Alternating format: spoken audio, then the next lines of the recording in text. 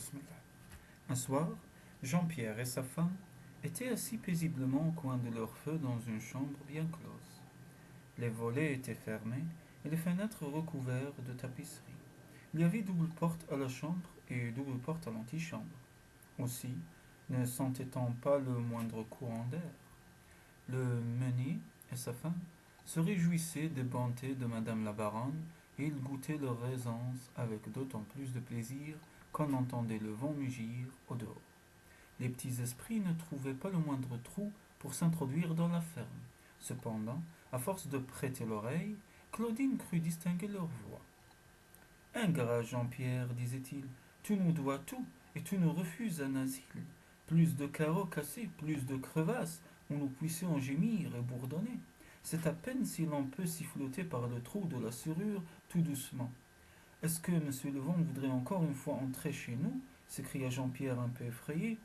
Il n'y aurait pas grand mal à cela, dit Claudine. Si l'envie lui en prend, laissons-le faire.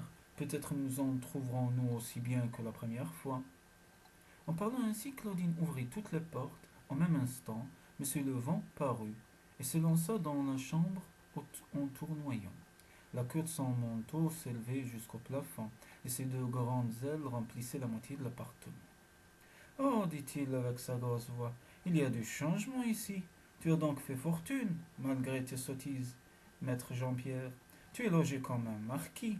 Donne-moi une bergère, que je me repose sur tes coussins, monseigneur le meunier. Monsieur Levent éclata de rire avec tant de force que les vitres en tremblèrent et que le petit Pierrot s'éveilla en sursaut. Corbleu, reprit monsieur Levent, on est fort agréablement dans cette bergère. Tu es un brave homme, Jean-Pierre. Je te pardonne tes fautes et te remercie de ton bon accueil.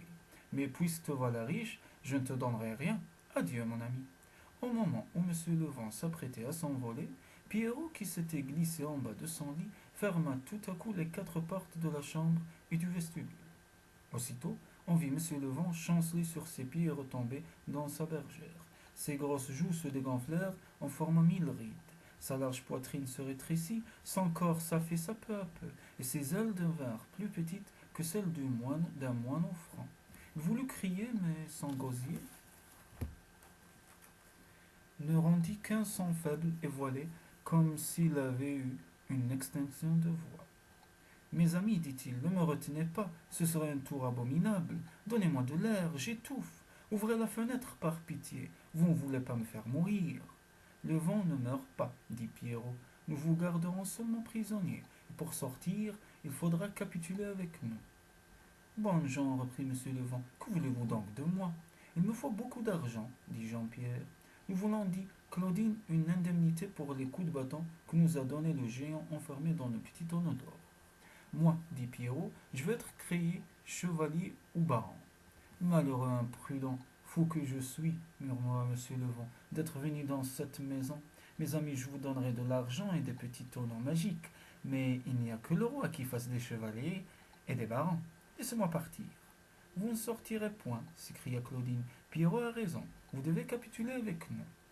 Monsieur Levent tenta un effort désespéré pour tâcher de s'enfuir, mais Jean-Pierre, Claudine et Pierrot se mirent à souffler tous les trois sur lui et il se trouvait si faible qu'il ne put leur opposer aucune résistance.